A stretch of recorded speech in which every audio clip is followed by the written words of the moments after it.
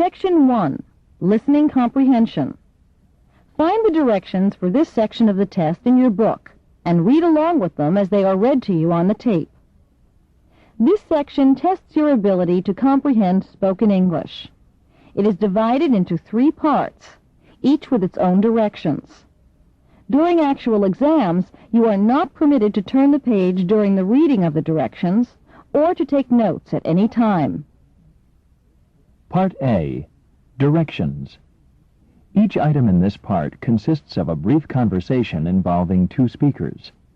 Following each conversation, a third voice will ask a question. You will hear the conversations and questions only once, and they will not be written out. When you have heard each conversation and question, read the 4 answer choices and select the one, A, B, C, or D, that best answers the question based on what is directly stated or on what can be inferred. Then, fill in the space on your answer sheet that matches the letter of the answer that you have selected. Here is an example. You will hear, "Do you think I should leave this chair against the wall or put it somewhere else?" Over by the window, I'd say. "What does the woman think the man should do?" You will read, A, open the window. B, move the chair. C, leave the room. D, take a seat. From the conversation, you find out that the woman thinks the man should put the chair over by the window. The best answer to the question, "What does the woman think the man should do?"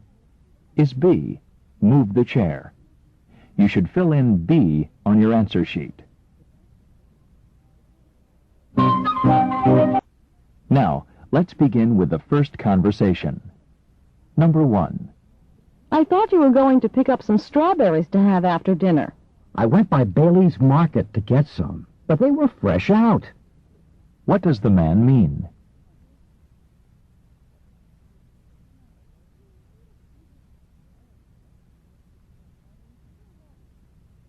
Number 2. "That has to be one of the worst lectures Professor Fowles has ever given." It certainly wasn't up to his usual standards. What do the speakers say about Professor Fowles?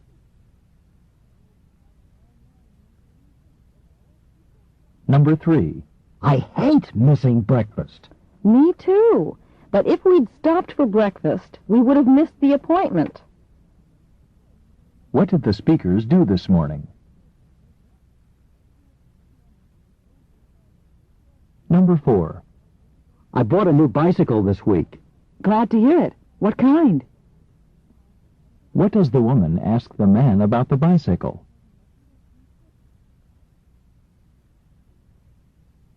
Number 5. "Have you ever watched that program, Family Tree, on television?" Well, I tried to a couple of times. What does the woman imply about the program? Number 6. Let's make some sandwiches before we go. Then we won't have to eat lunch at the ski lodge. "That's not a bad idea. The restaurant there is so expensive." What will the speakers probably do?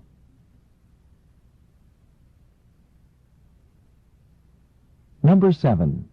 "I had to miss Dr. Hudson's first class. What was the lecture about?" For one thing, she talked about the differences between planets and stars. What course does Professor Hudson probably teach?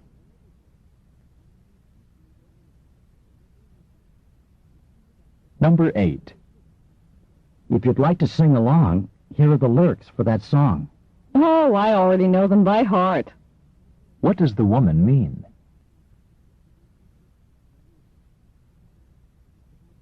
Number 9. Excuse me, do you know where the Admiral Hotel is? "I can't say that I do. Why don't you walk over and ask that taxi driver? He should know." What does the man suggest the woman do?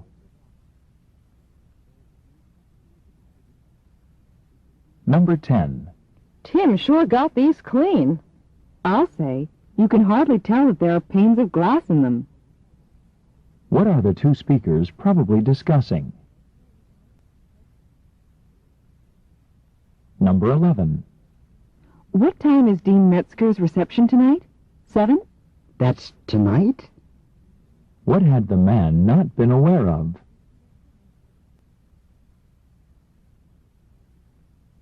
Number 12. Weren't you in my advanced math class last semester? Me? You must be joking. I can barely add 2 and 2 together. What does the man imply? Number 13. You let Vince plan this event? This time, but never again. What does the woman imply about Vince?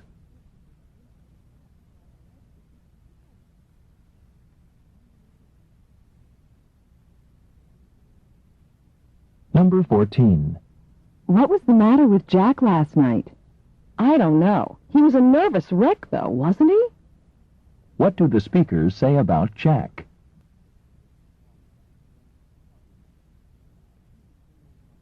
Number 15. I just walked by Professor Dixon's classroom, and there was no one in there. That's because he always takes his class outside when the weather is nice. What can be inferred from this conversation? Number 16. On second thought, I'm going to take statistics instead of computer science. Are you sure this time? What does the man tell the woman? Number 17. What did you think of the opera you saw Saturday night? Frankly, I don't have much to compare it with. What does the man imply?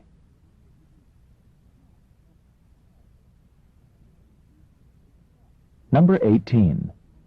Here's the tape, some scissors, and some brown paper. Thanks.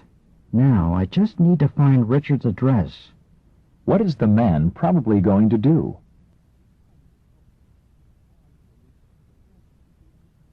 Number 19. Bob was late for the dinner because he was helping his roommate. Isn't that just like Bob? What does the woman imply about Bob? Number 20. What did you think of Brenda's story? To tell you the truth, I found it hard to keep a straight face while she was telling it. How did the man feel about the story? Number 21. Is this Dr. Goldsmith's office? No, this is room 301. Dr. Goldsmith's office is right downstairs from here. Where is Dr. Goldsmith's office? Number 22. I saw Suzanne at the meeting this afternoon. Yeah, she was the last person I expected to see there. What does the man imply about Suzanne? Number 23. Marie's picture was in the newspaper. Oh? What for? What does the woman ask? Number 24. Traffic was so bad on the way to the airport that I almost missed my flight to Boston. I could have told you that it would be. What does the woman mean?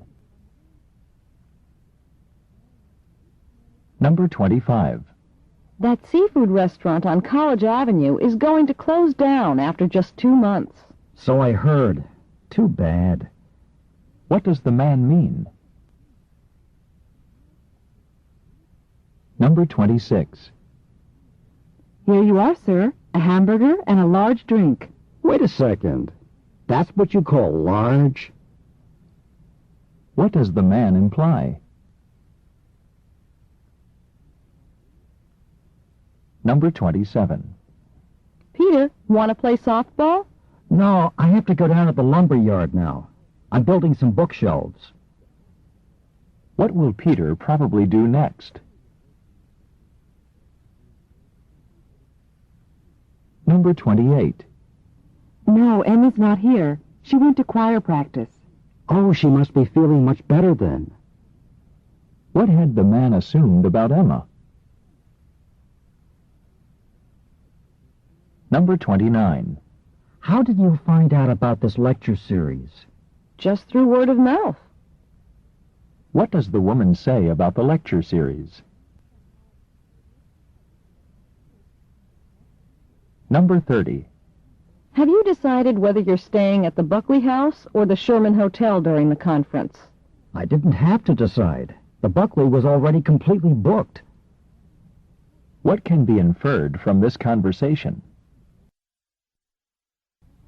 This is the end of Part A. Go on to Part B.